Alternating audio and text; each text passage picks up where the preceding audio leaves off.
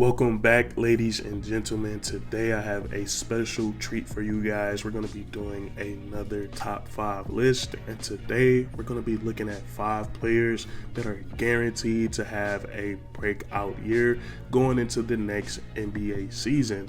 And first things first, the most important thing, we're going to establish our criteria, and our criteria is very simple today. We're going to be looking at players who are pretty good, but they haven't really reached that all-star caliber player yet, and some of the things we're going to be factoring in: how big of a personal leap these guys are going to take next season, and also how they're going to be able to impact their teams winning. So just like any list, I feel like any list has to have an honorable mention, and today's honorable mention is going to be Anthony Simons from the Portland Trailblazers. Now, with the list that I have constructed here today for you guys, I can easily make an argument that Anthony Simons is the most skilled player on this list. I believe he is that good, but the reason I have him as a honorable mention today, because we don't really know what the situation is going to be at the start of the season for the Portland Trailblazers. They might hit that full rebuild button, and they might be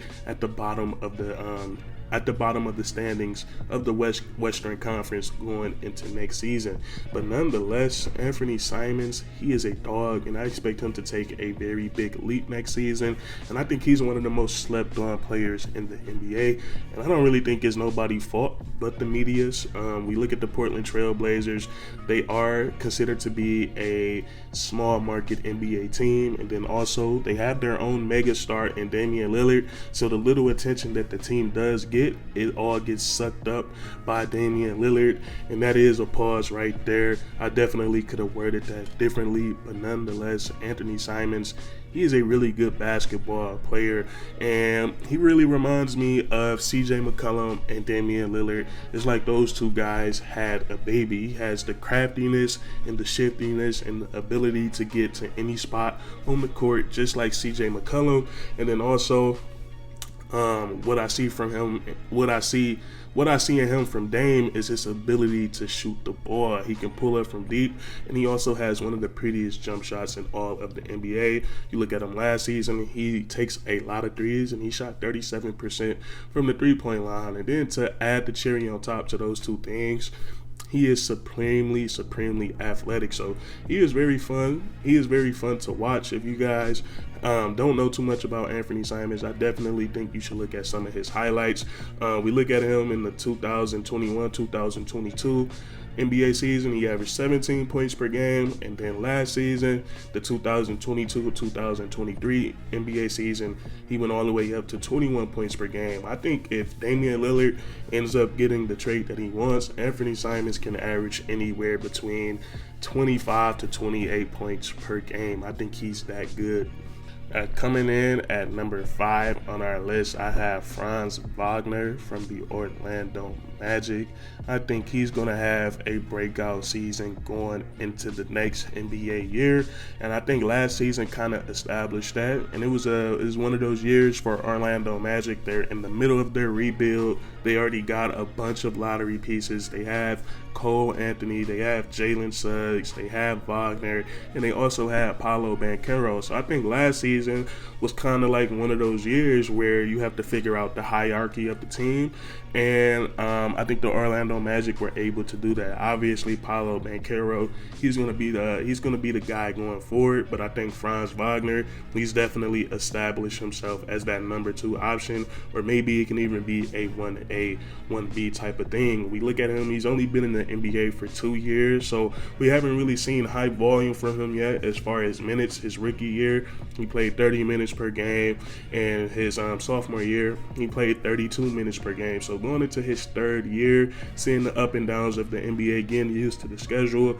I expect him to play a lot more minutes going into next season, and him getting a lot more opportunities. And we look at his points per game from his rookie year to his sophomore year: 15 points per game rookie year, 18 points per game his sophomore year. So that's always a positive trend to see from guys when they're going from their rookie to their sophomore year.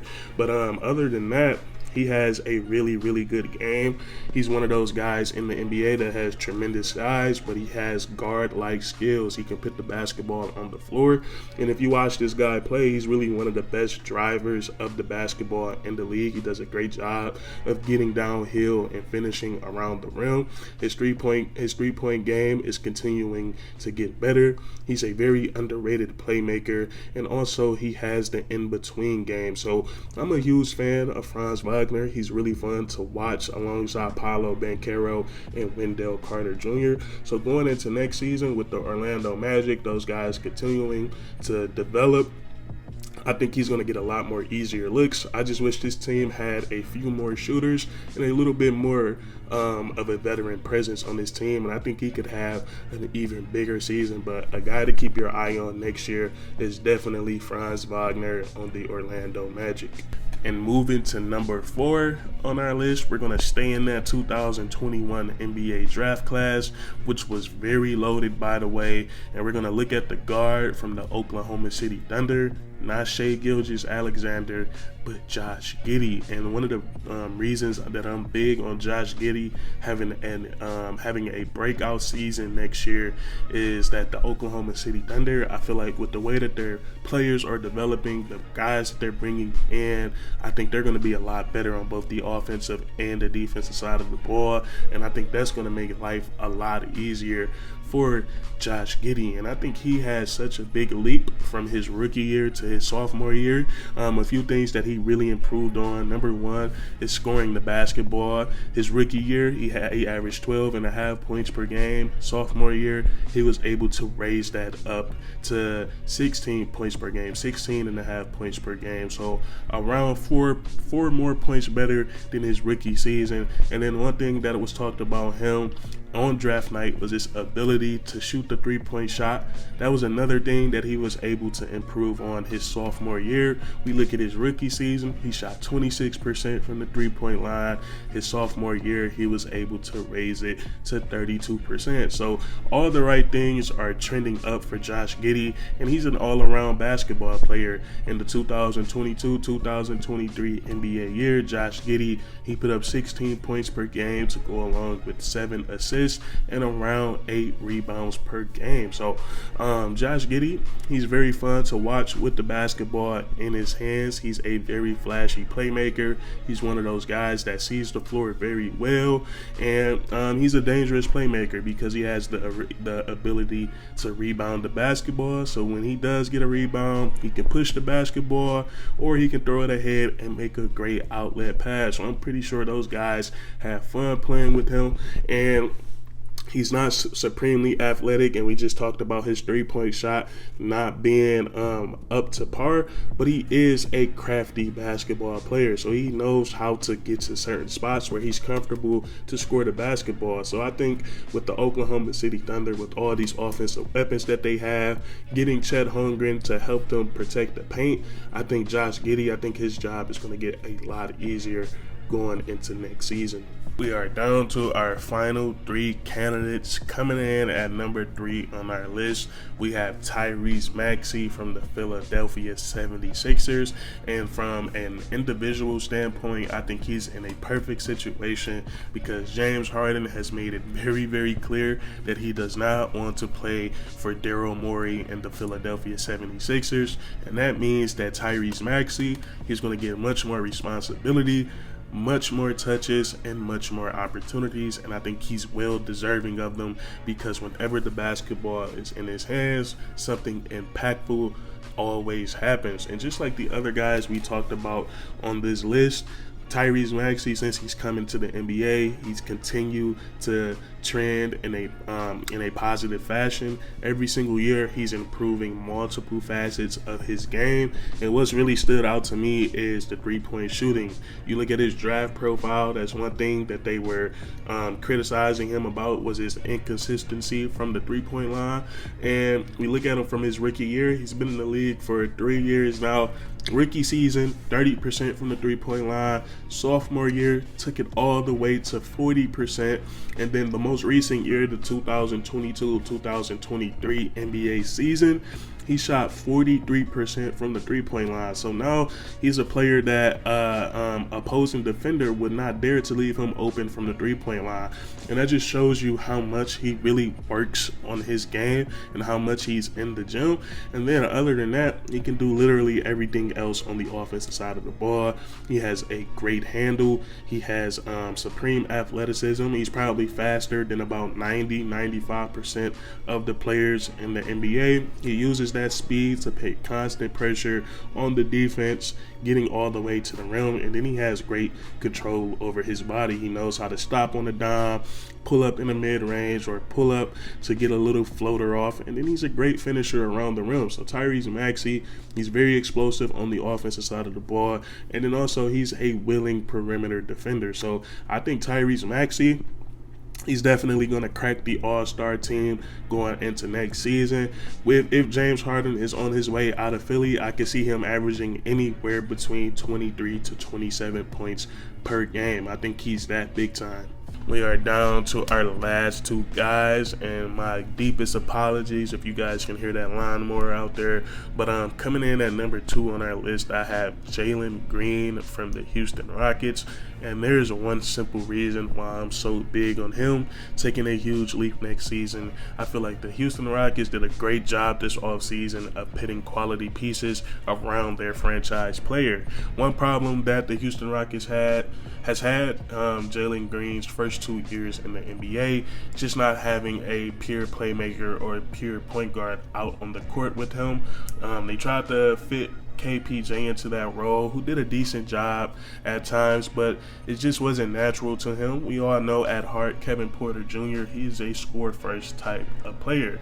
And then Alperen Sengun, he showed potential of being a great playmaker, but he's not at that level yet where you can run the playmaking duties through him. So this offseason, they go out and get Fred VanVleet, who is a point guard, and he's played alongside guys who have high usage ratings, Pascal Siakam, Kawhi Leonard, and Kyle Lowry. So I think him and Jalen Green would mesh really well together. And then they also go out and draft Amen Thompson, one of the Thompson twins, who is a very, very good playmaker, processes the game really well. So I think that's going to help Jalen Green out a lot. And then they also have a lot more wing defenders and spot-up shooters around him. They have Jabari Smith Jr., Fred VanVleet, who we just talked about, and just as and we all know Dylan Brooks is a very streaky three-point shooter, but guys are not going to dare him to shoot the ball. So I think this is going to allow for Jalen Green to get a lot more open looks and a lot more space on the offensive side of the ball. And we know how supreme of a talent he is. Very athletic, has a very quick first step. He can score from all 3 levels. He has a great handle on the basketball. And if things go well next year, I could definitely see him averaging 25 plus points per game, because scoring is just very effortless for him. With the team that they had around him last year, he was able to put up 21 points per game. So with these new weapons and these new playmakers and these new shooters, I expect things to get a lot easier for Jalen Green. Now, coming in at number 1 on our list, the player I see taking the biggest leap in the 2023-2024 NBA season is Cade Cunningham. And my reason for him taking a big leap is really similar to Jalen Green's reason. I feel like Cade Cunningham, we go back to his rookie year, he was one of the most double-teamed players in all of the NBA as a rookie. And that's what happened when you don't really have no formidable weapons around you. Defenses, they key in all that attention on that star player, and it leads to them not getting many great looks. So with Cade Cunningham, the Detroit Pistons, they over these last 2 off seasons, they have got those formidable weapons around him, and I really like the way that the pieces are fitting for Detroit. And as far as it goes for the players around Cade Cunningham, I love that they have a secondary ball handler, a guy that can make a play for himself and for others in Jaden Ivey. Most importantly, these guys got 3-point shooters. They have Joe Harris now, they have Alec Burks, they have Isaiah Livers, Marcus Sasser, and the best shooter on the team as of right now, in my opinion, is Bogdan Bogdanovic. And then another important thing that they have for Cade Cunningham, they have a security blanket. They have that relief system for him and Jalen Duren. The two-man game between those two guys next season is going to be very, very hard to stop. Jalen Duren, he's a great screen setter and he's a great roller to the rim, and I think it's going to be a pick your poison type of situation for opposing defenses. And when that two-man game gets rolling, now it opens up a bunch of other things for this Detroit Pistons offense. But back to Cade Cunningham, I think the team around him right now is significantly better than what it was his rookie season, and then also he's just a very, very brilliant basketball player. That's probably my favorite part of his game, and I say this all the time. He's in that rare class with guys like Luka Doncic, Chris Paul, LeBron James, just guys that can control the tempo of a basketball game. If he wants to speed it up, he can go fast, and if he wants to slow it down and pick you apart in the half court, he has the ability to do that because he has such a high basketball IQ, and he is a very, very gifted passer. So that's my favorite part of Cade Cunningham's game, is his ability to pass the basketball. And then also, he's a very talented scorer. He can get it from all three levels. He can knock down the three-point shot, off the catch, off the dribble. He can put the basketball on the floor. And what makes him so fun to watch is that he's not supremely athletic at all. And this is another side of Luka that I see in him, but he's very, very shifty. He can break down the best defenders in the NBA, get to his spot, whether it's in the mid-range or get downhill and get to the rim, where he's a great finisher, can finish through contact, he can finish acrobatically, or he can get up and punch it on you. So Cade Cunningham, he is a very gifted scorer, and then you compare that with his IQ and then his size, being a big point guard, he's going to put up some pretty crazy numbers. Now, if Cade Cunningham stays healthy next season, I definitely see him averaging at least 25 points per game and at least 6 assists and at least 6 rebounds per game. I think he is going to stuff the stat sheet. But there's my list right there. Honorable mention, we have Anthony Simons at number 5. We have Franz Wagner from the Orlando Magic at number 4.